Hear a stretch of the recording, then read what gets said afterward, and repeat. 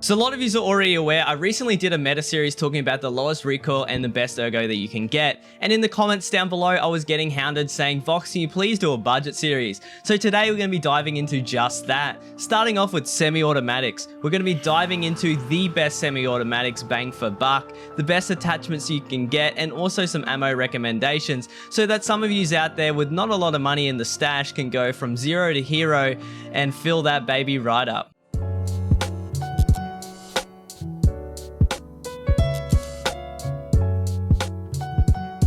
The first semi-automatic here today is the SKS. Now, a lot of you people may be confused on what's the difference between the light brown and the dark brown SKS. And that's mainly one important difference, and it's the ability to take a mount. Now, the left one here, the Simonov semi-automatic carbine, make sure it's the hunting rifle variant if you're going to be doing this here today, because the hunting rifle variant can take the dovetail mount. Now, the difference between the two is the dovetail mount allows you to mount the PSO and many other scopes.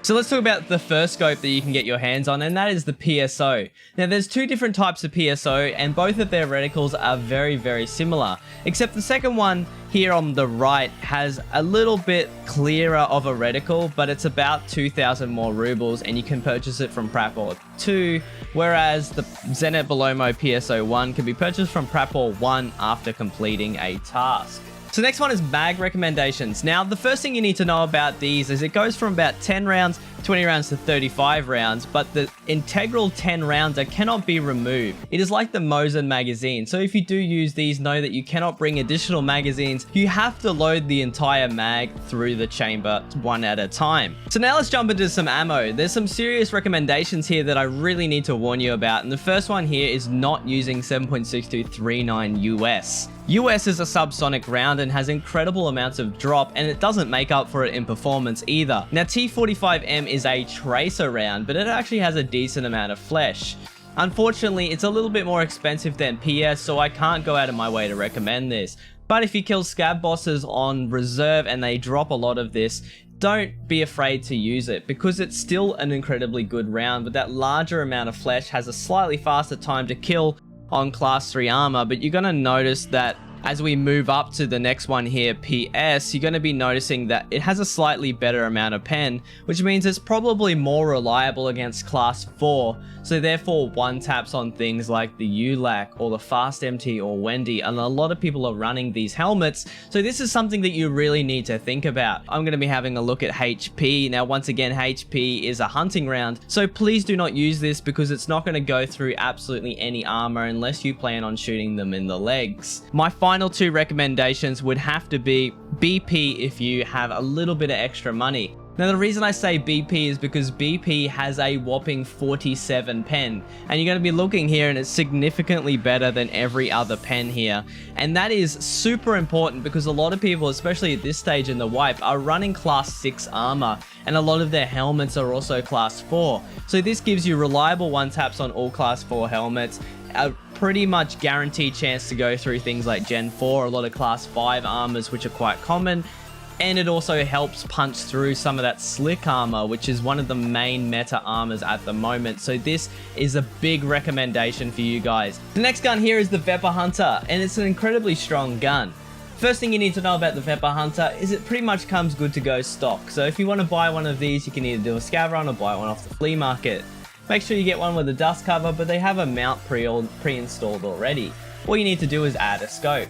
It also takes both PSOs, but there's one major issue with the PSOs, and that's both of them sit really high up and block a lot of your peripheral view. However, they go on straight away and don't require any additional mounting.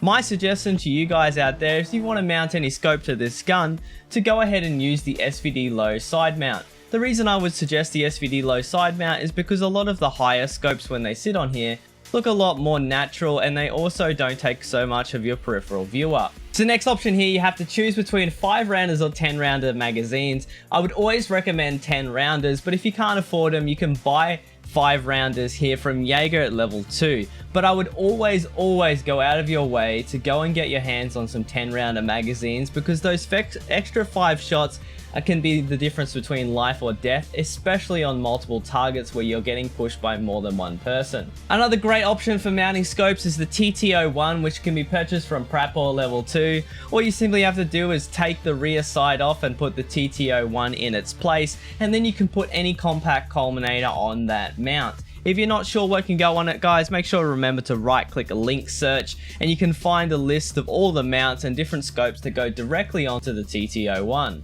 The Vepr Hunter has 6 different types of ammo to choose from, 3 I'd recommend and 3 to avoid. The 3 to avoid would be BPZ FMJ, simply because it does not have enough penetration.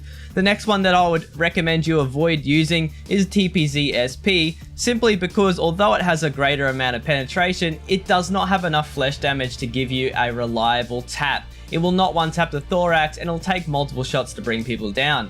The next one here is Ultra Nosler, with 102 flesh damage. Sounds great, but it has one major issue, and its 15 pen is just simply not enough to get any sort of reliable performance in the field.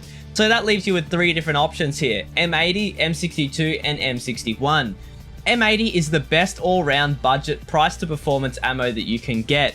Not only does it have enough flesh to one-tap the thorax if it penetrates, but it also has enough penetration to slowly punch through most class 4 reliably and 5 armors. However, where you're going to struggle is class 6. And that's where I would recommend M62. Although it's slightly more expensive, if you can buy it yourself by doing the wet job task for Peacekeeper, you can actually get this much cheaper.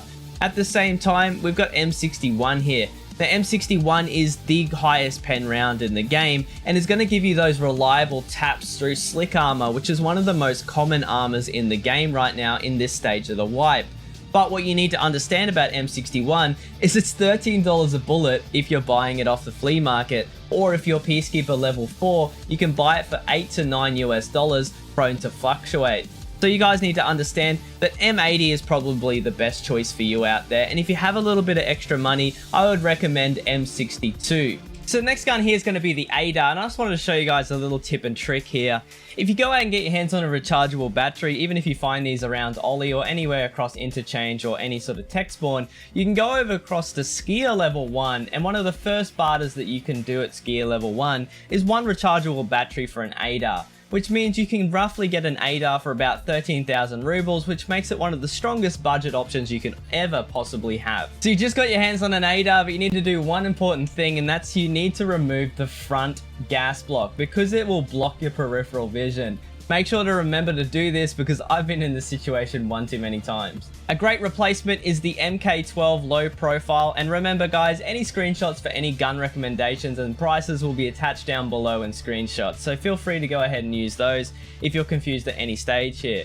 So what you want to do with this ADAR is, my modding is incredibly simple. The first thing I do is replace the gas block so you get that nice field of view, and then you have an option whether you want to go for a red dot straight on top, any sort of 1x, any sort of compact culminator. But if you want to go zoom, there's a scope here called the Prism. Now the primary arm contact Prism is a 2.5x scope, and it's incredibly cheap. To mount it, you're going to need the compact mount sight, and if you're not sure, right click linked on the scope itself. Now this scope can be purchased from Skier level 2 and is the cheapest high time scope you can get, coming at 18,900 rubles, which is a steal. So lastly, we're going to be talking about ammo for the ADAR, and this is super important guys. I know there's a lot of 5.56 ammo, but if you stick with me here, we're going to really cut through some interesting things about the ammo so you can make the right choice. Now firstly, we're going to start with what you should avoid at all costs. Now these calibers, we're going to start off quickly with 55 FMJ, does not have enough pen to even slightly recommend. It's best made as well, 55 HP. Please do not use these ammos. They have no penetration whatsoever and will bounce off everything. Another ammo to avoid is M855, but MK Motto is also not a great round, and I would recommend avoiding it for the ADAR. As we come down to War Mage, you're going to be noticing a significant amount of flesh damage here on War Mage, which may seem very attractive, but obviously 3 pen is not going to cut the cake. So with War Mage, if you are using this round, it's a leg meta round, and I would recommend it in something like a HK instead. So ultimately, my recommendations is, if you have hardly any money and you really need to make a buck, 56A1 is the best recommendation for you. If you have a little bit more money to work with, only a slight extra couple rubles per bullet, 55A1 is a great non-tracer variant with slightly less flesh but a great amount of pen, and I would definitely recommend this as your medium choice. And if you have a little bit of spare money on the side, take a couple rounds of M995 within your secure container and put the first initial shots within the top of your magazine being 995, and you'll punch through their armor just a little bit more effectively. Hey guys, that's it for this video. If you enjoyed this in any single way, you know what to do. Make sure you hit that like and subscribe button. It helps me out a ton. And as always, I stream 5 days a week on Twitch. The link for that will be featured down below. Remember guys, if you want any of the screenshots of any of my budget guns built here today, or any of my guns and any of my build guides, remember to check the description down below for those, and we'll see you on the next one.